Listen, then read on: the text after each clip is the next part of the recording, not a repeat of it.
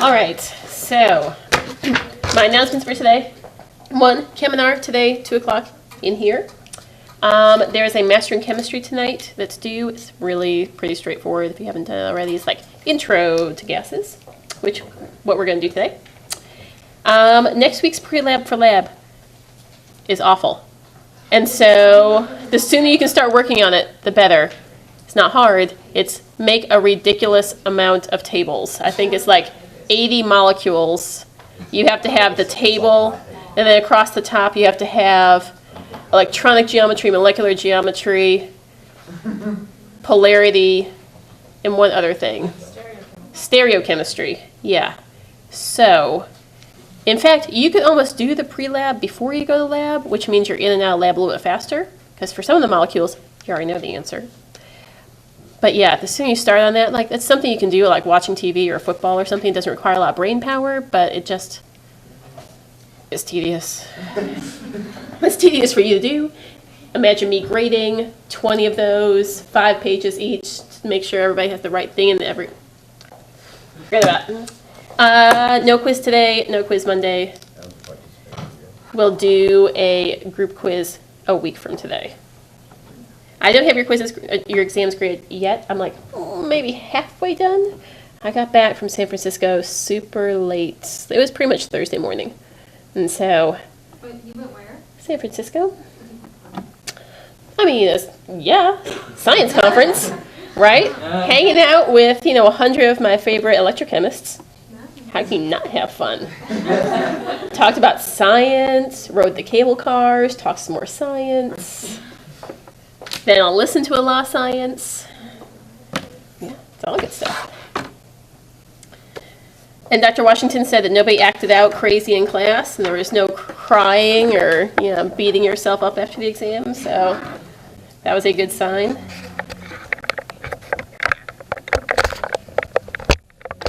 Yeah, is that what happened afterwards? Okay, after you walked out the door?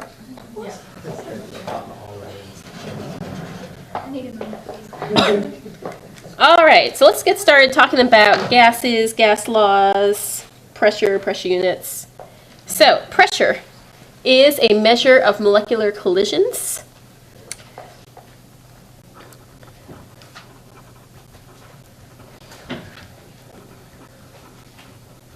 I think as we all are familiar with, air contains molecules in constant motion.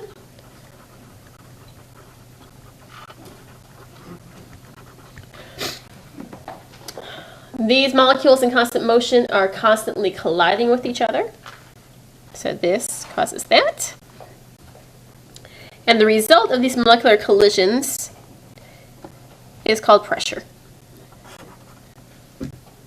So pressure is force divided by area, where force is mass times acceleration. A little bit of physics for you today. And pressure decreases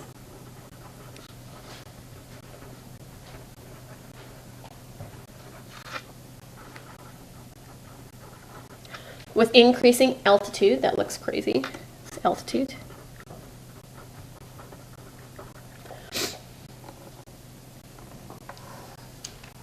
Has anyone been to a high altitude location?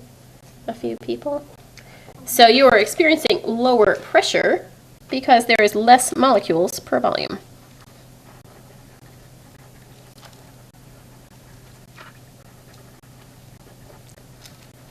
And we'll talk a little bit later in this chapter about why do brownies have high altitude baking directions on the back, things like that. Why do you get so winded when you're running through the Denver airport because you're almost going to miss your connecting flight? Not just because you don't run very often. There's more to it than that. And that may have been the majority contributing factor, but there were some other things involved.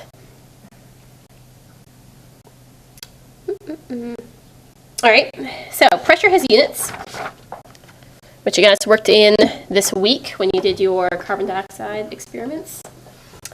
So the units of pressure, one choice would be atmospheric pressure.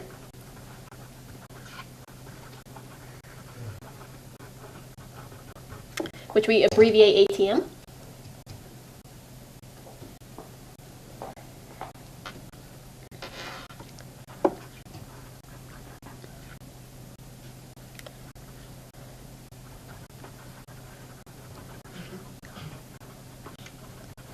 And it turns out that 1 atm is the pressure that supports 760 millimeters of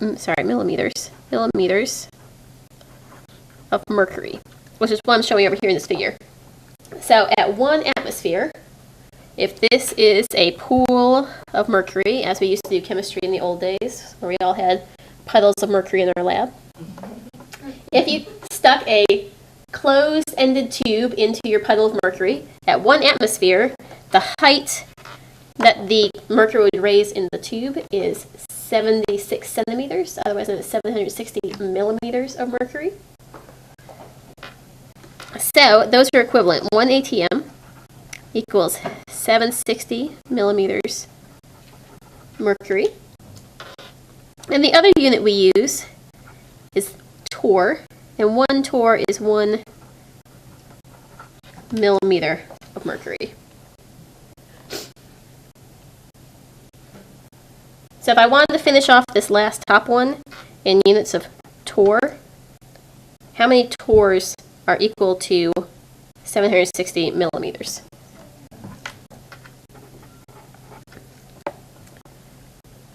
So 1 atmosphere is 760 millimeters, which is 760 torr. And depending on what calculations we're going to do, you're going to need to know how to interconvert between these units. So the key of the chapter 5 is going to be units, knowing what units you're in and what units the final answer want to be in. Okay, so let's start talking about some gas laws.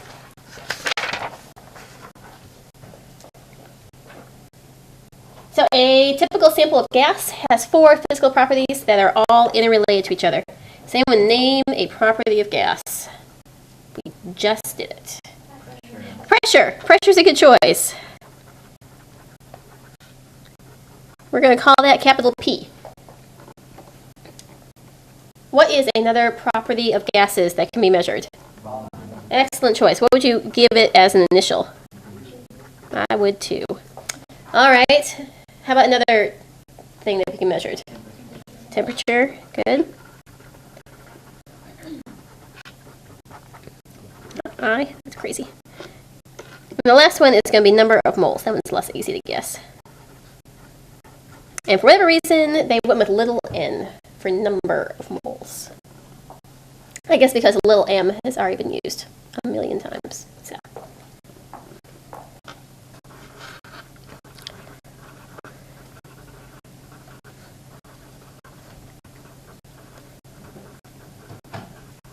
So all of these are interrelated values. And since they're interrelated, there are equations to relate them. That makes sense, right? Turns out there are 3 simple,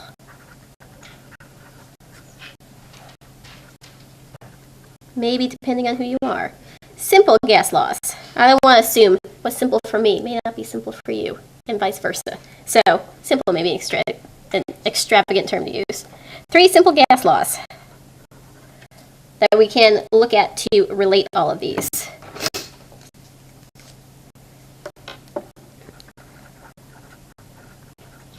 Boyle's law, Charles' law, not Charles in Charge. That's a different whole set of scenarios. Does anyone even know that TV show? Nope, I'm real old.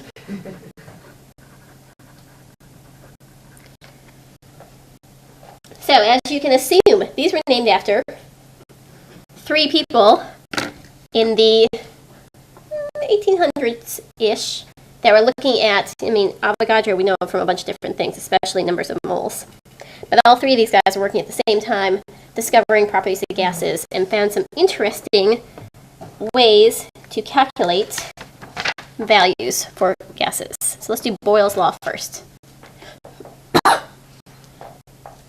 So Boyle's law describes a relationship between pressure and volume at a constant temperature and a constant number of moles.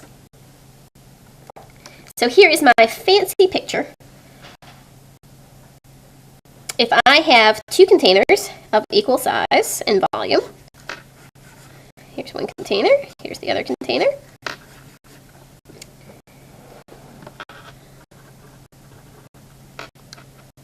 So they're both at the same temperature, room temperature, whatever that is. And they both have the same number of moles in the container. So this one has what? 1, 2, 3, 4, 5, 6, 7, 8, 9, 10. 10 molecules. When I measure the temperature, or measure the pressure of this one,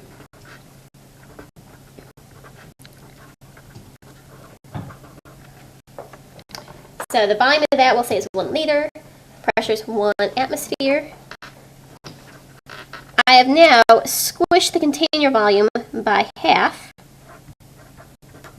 What would you expect the pressure to do? If you can see the little picture showing you what it's doing. Pressure should increase.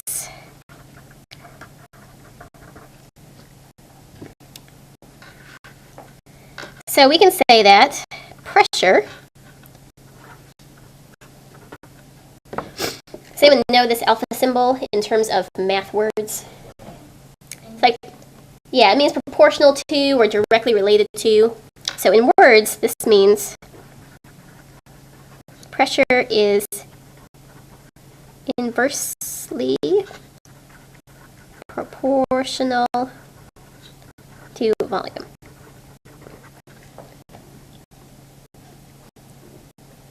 Which we can see here, right? As volume decreased, pressure increased, so they're inversely proportional. So, Boyle's law says that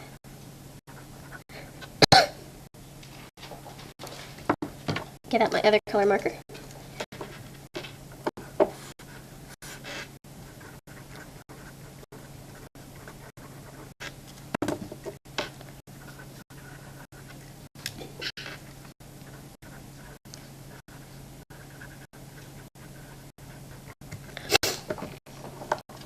So we're saying that P times V equals K, where K is a constant for a known gas combination.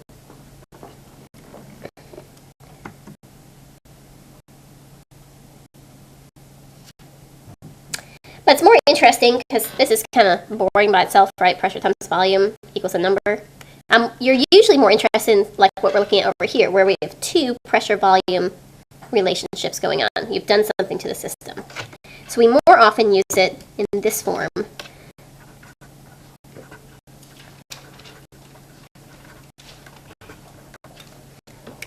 Where if you multiply P1, V1 in this case, 1 times 1 equals 1, and then we're looking for one of the things on the other side. So 2 times a half. So those two are equal to each other. Questions on Boyle's law? Gas laws are pretty straightforward when you just think about them for the most part. All right, in that case, let's look at my example of Boyle's law. Is anyone a scuba diver in here?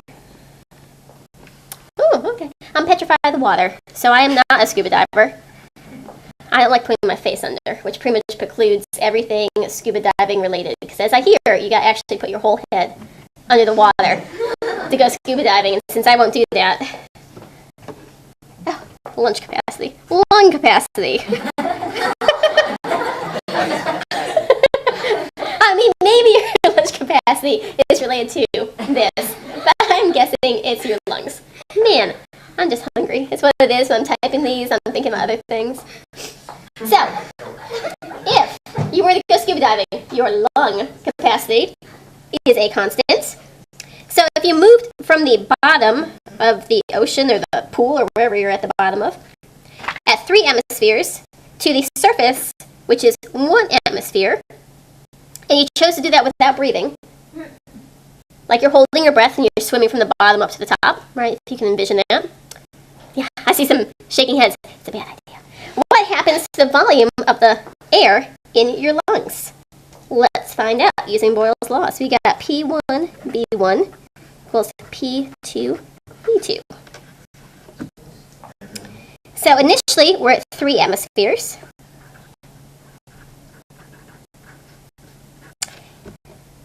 And it turns out the lung capacity of the average human being is about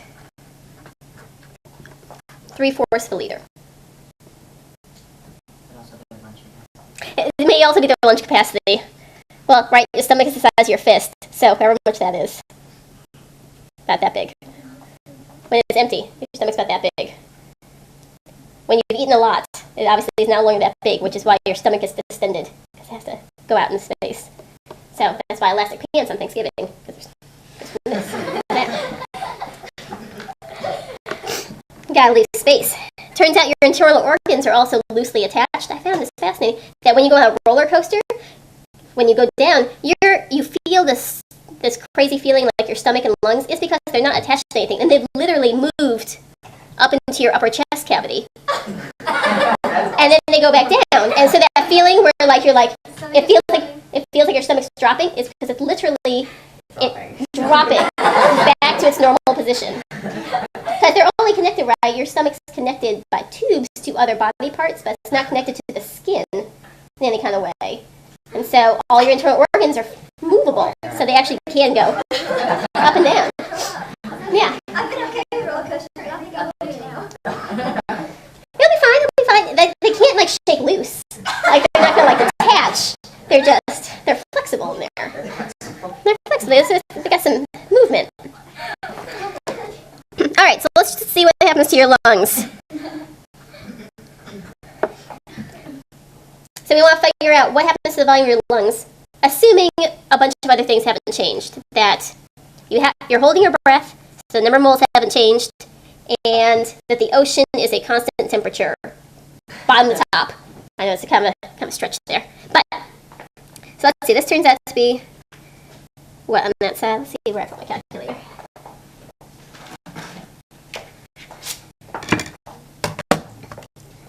Times.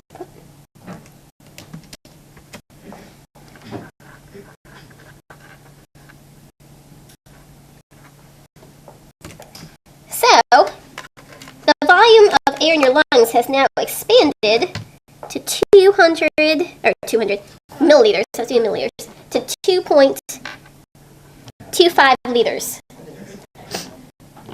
So if your lungs can only hold 0.75 liters, and if you chose to hold your breath and swim bottom to top, you've now exploded, because your lungs cannot hold that pressure or volume combination. So what happens to the volume of air in your lungs? It triples, which equals death. Which, for those people who do go scuba diving, is why you know you're supposed to swim up a little bit, do some breathing, swim up a little bit. There's a bunch of other reasons too. But, right, you want to make sure that your oxygen levels in your blood's good too. But this also would be an issue. So, yeah. Is that also why they have those weird pressure chambers? Scuba divers? That's slightly different. That is more concerned about concentration of oxygen in your bloodstream. So, this is more, you would have too much air. I don't know how much oxygen. So that's a slightly different question. Alright, let's talk about Charles's law.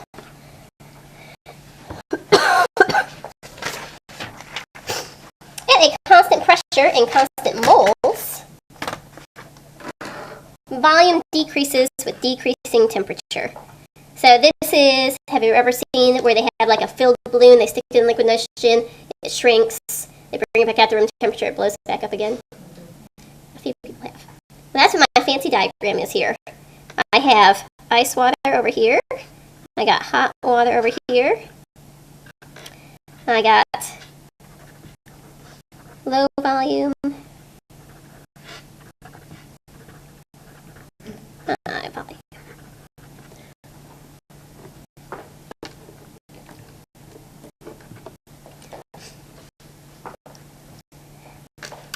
So if volume decreases with decreasing temperature, that means that they are directly proportional to each other.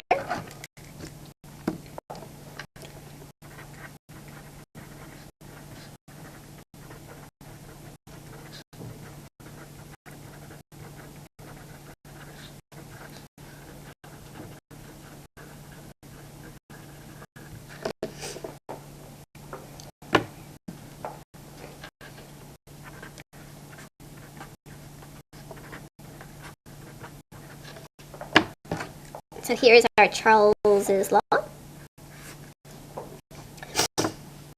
That the ratio of volume and temperature is the same for two different sets of data.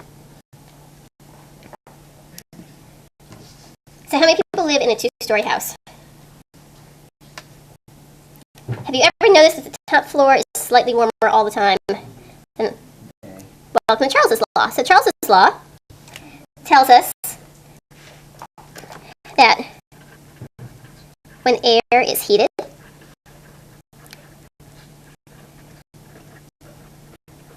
its volume increases.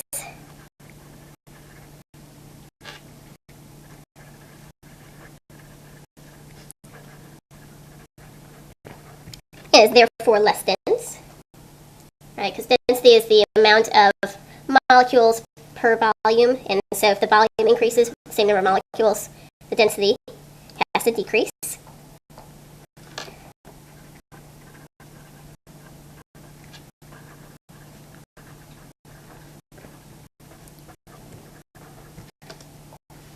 And so you get the warm, less dense air rising to the second floor, which is directly related to this. Also why a hot air balloon works, because you're heating up the air, and the air is then taking up less volume. If it's less volume, then it's less dense, and so the air inside the hot air balloon can rise above all the other air that's surrounding it. So, let's do a practice problem with Charles's law. Let's say I have a balloon that has 3.2 liters originally at room temperature, and I submerge it into liquid nitrogen. I'm able to measure the volume again, and the volume is now 0.816 liters. What is the temperature of liquid nitrogen in this example problem? So, using our Charles law, V1 over T1 equals V2 over T2. So our original volume is 3.2 at 25.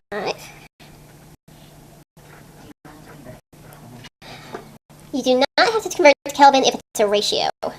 So for the next laws, the ideal one has to be in Kelvin. These ratios, they can be, but the units kind of cancel.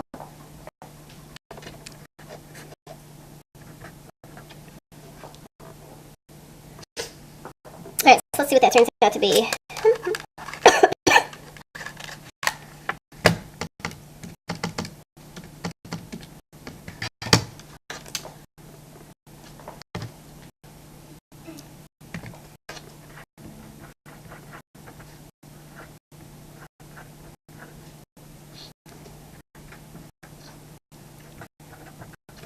Let's see, it's 0.816. Is that right? Did I mess that up? 3.2. Oh, that's right.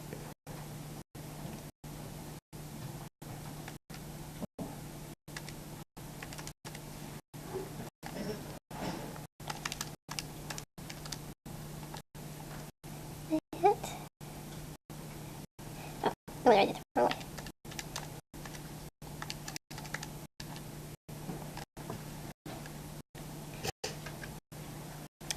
It's not right. There's something funky with my calculations. Giving answer 6. Is that right?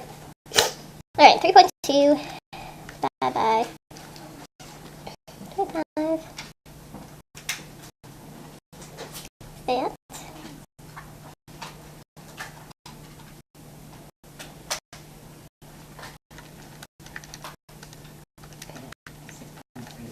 And okay, 6.38, which doesn't make a whole lot of sense, does it? Celsius. Liquid nitrogen is definitely colder than frozen water. And if water freezes at 0, that doesn't seem like that's possible. Are you sure you have it? It made you? Alright, let's try it in Kelvin. Maybe that makes a better answer.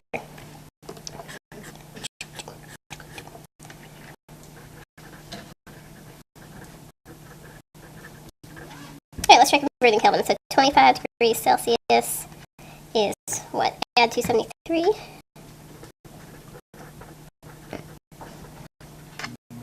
$98.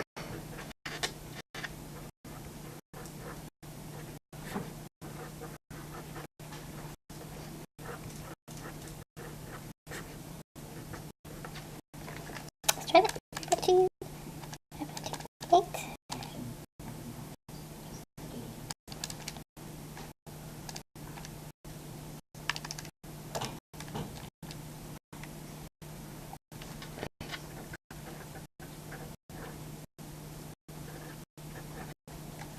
That seems like a more reasonable answer. Right, because 0 Kelvin is where everything freezes, and room temperature is 298. So I'm going to change my previous answer. For all gas laws, convert to Kelvin.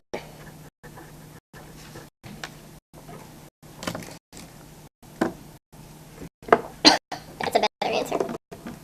Which, this is a good thought process to work through, that if you end up on a homework or a test or something, and you end up in degrees Celsius that do not make sense with what you know is true about the chemical problem you're looking at. Like if water freezes at 0, you know from experience liquid nitrogen is definitely colder than ice. And you get a temperature that doesn't make any sense.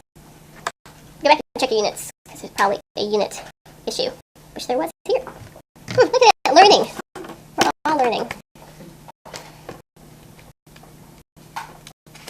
Okay, let's look at Avogadro's law then.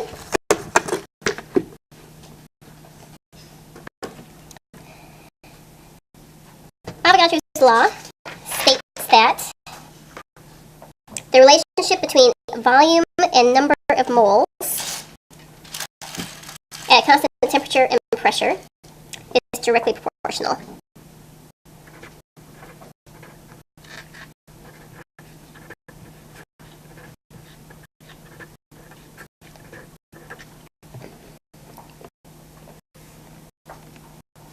So the number of molecules in a space directly affects how much volume it's able to take up.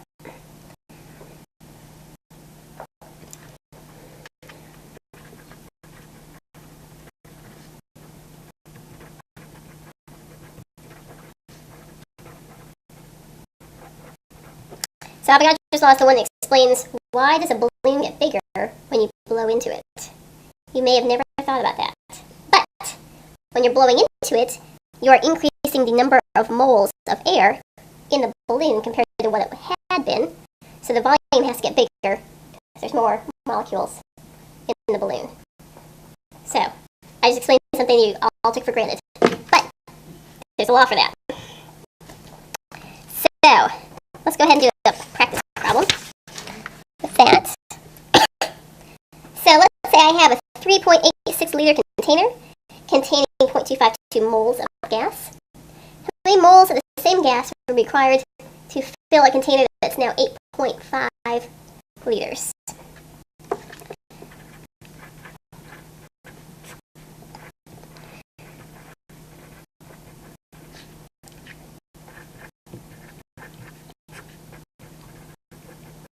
So setting up our direct relationship, where this many liters uses that many moles. How many liters requires that many moles? It should be. Yeah, everybody double check my math. It's been a little crazy today.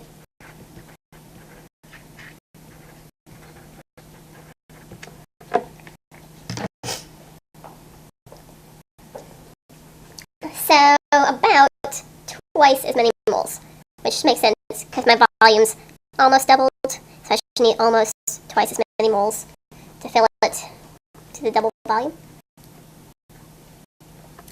Questions any of those three simple gas laws.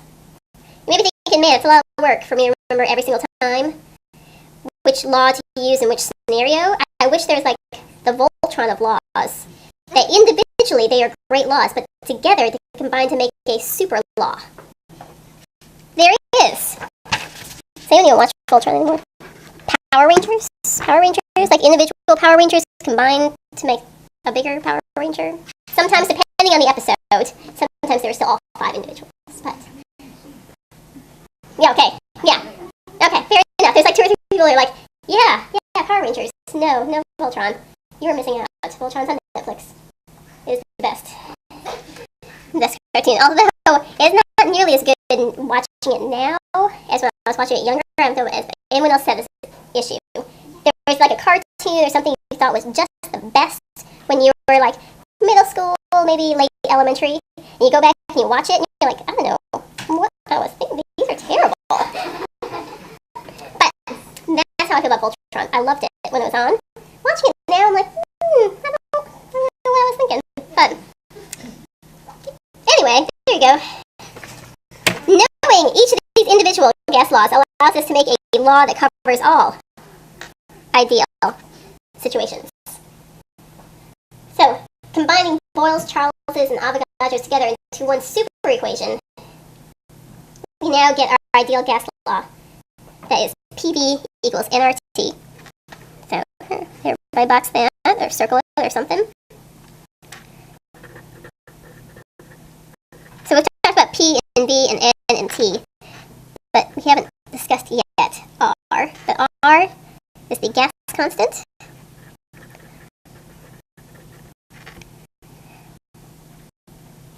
And for this chapter, it equals 8.21 times 10 to the negative second liter atmospheres per mole K.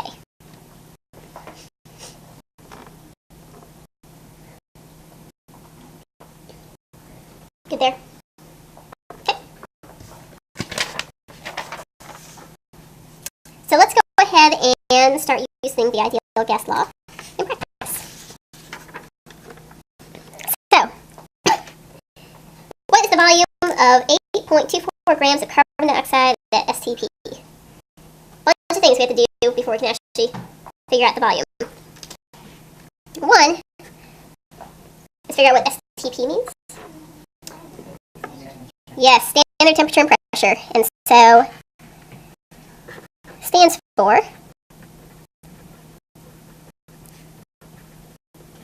standard temperature and pressure.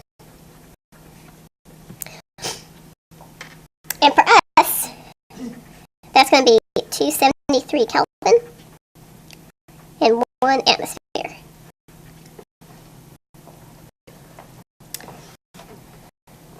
So now, using our brand new extending equation, we are looking for volume. We just decided pressure and temperature, and R is a constant. Am I ready to plug into N? No, right, because N is the number of moles, and I have grams. So what do I have to do before that? Convert to moles. How do I go about converting to moles? I know it's been a few weeks. Molar mass.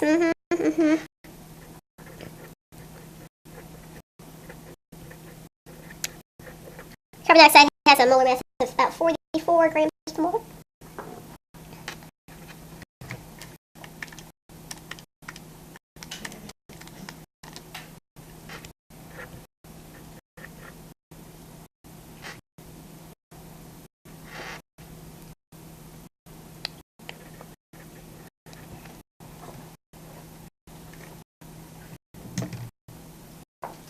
Alright, so I'm ready to plug into this.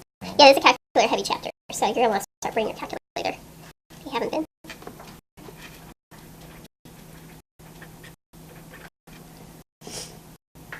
So now we're ready to plug into our gas law equation.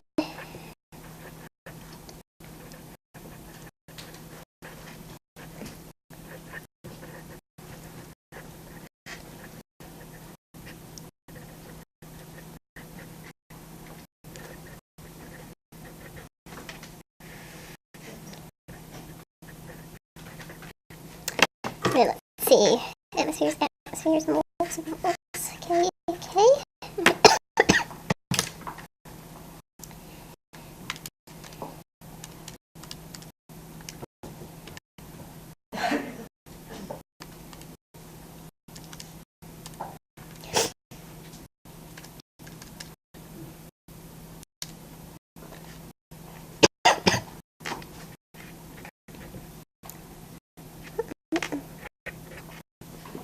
around 4 liters, 4.0, depending on where you chose to round.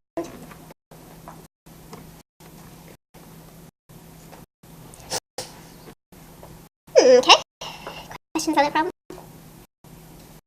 Alright, let's do another one. We have argon light bulbs, which have a pressure of 1.2 atmospheres and are currently at a temperature of 18 degrees Celsius. When they turn on, they heat up. They heat up to 85 degrees Celsius. What is the new pressure at this temperature? So, there's a bunch of different ways you could solve this. I'm going to solve it using the ideal gas law. On a new piece of paper.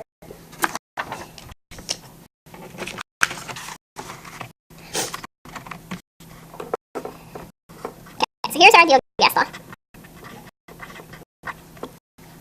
We only have a direct relationship between pressure and temperature. We got pressure, volume, we got moles, volume, we got temperature, volume.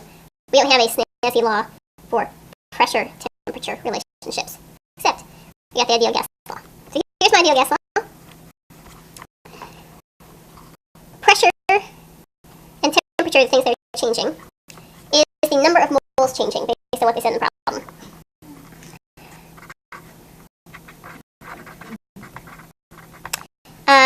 Gas law is a constant. R is still a constant. Does the light bulb physically get bigger when it gets hotter?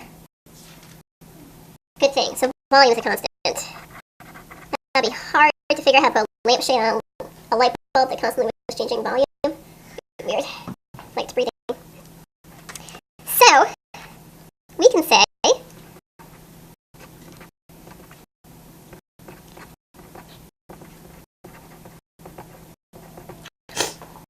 that would be true. If all of these things are constants, then shuffling them around, divide P by T, do NR over V. If all these guys are constants, then this guy has to be a constant.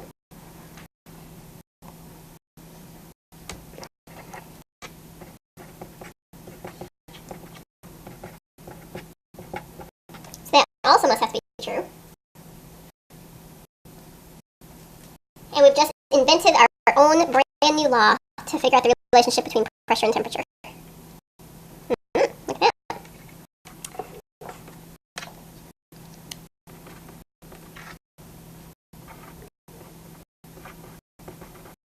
So P1 is 1.2. T1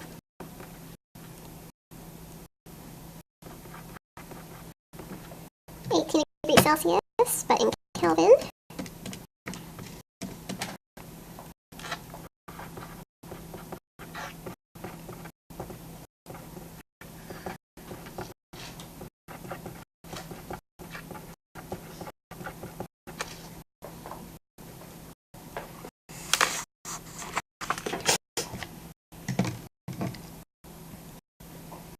So, based on this relationship and the information you know, do you expect the pressure to increase or decrease with increasing temperature? Most likely we expect it to increase. So let's figure out if we're right. So 1.2 atmospheres, about 291 K, is P2 over 350 K.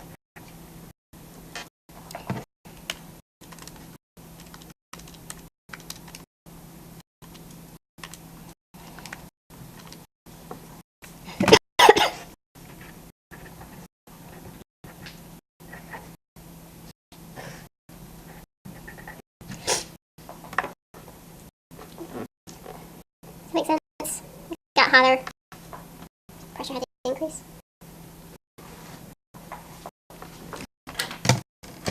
Anyway, check my math. Is that reasonable? Close. Spot on.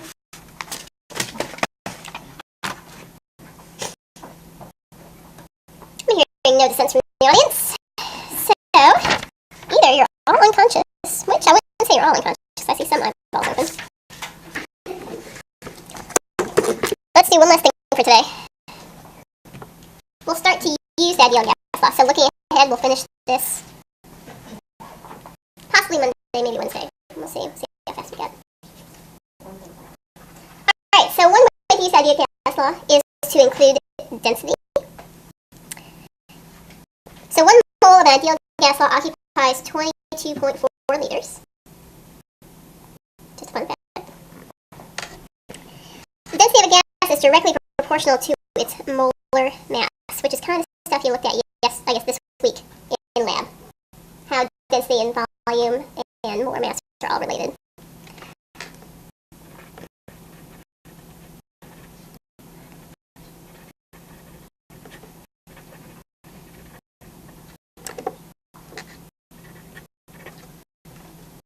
So density is mass by volume, which mass gets little m, and V is volume.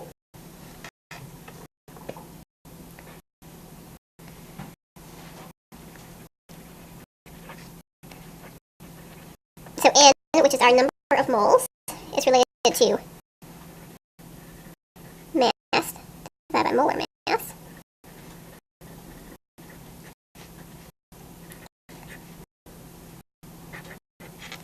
I don't know. Make a big M that's kind of obvious. That's not your little M. Big crazy looking M.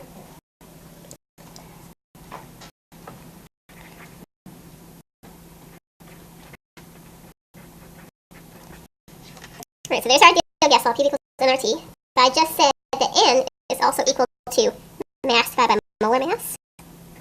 So I can rewrite this half the equation.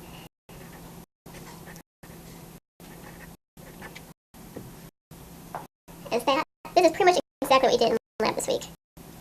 Where you rearranged some things, you found the mass of carbon dioxide, you figured out the molar mass of carbon dioxide, you figured out its density from water, etc., etc. Good.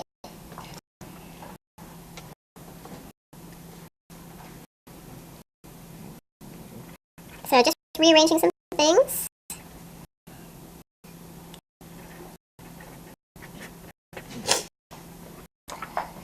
So putting molar mass on this side and volume on that side.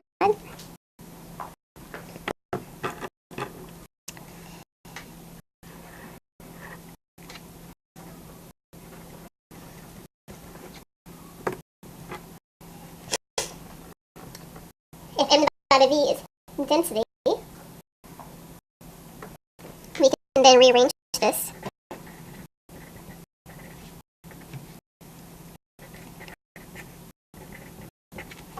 That the density of an ideal gas is equal to the pressure it's measured at, its molar mass, divided by the gas constant and its temperature. That's super handy. We use that a lot coming up here. So, it's all the same information, just rearranging it with things that we know.